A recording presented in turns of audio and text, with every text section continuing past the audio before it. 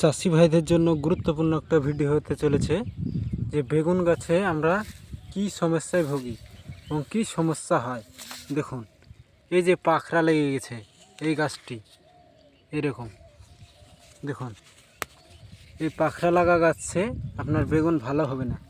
এই গাছগুলো যতগুলো থাকবে আপনাদেরকে তুলে দিতে হবে, আর বেগুনটি আপনাদেরকে লাগাতে হবে প্রচুর পরিমাণে ঘুনু, কোনো দূরত্ব রাখা যাবে না, পর লাগিয়ে চলে যেতে হবে। যতগুলো পাখরা হোক বেগুন আপনার তুলে ফেলে দিবেন, কোনো অসুবিধে নাই, ভালো ফলন পাবেন।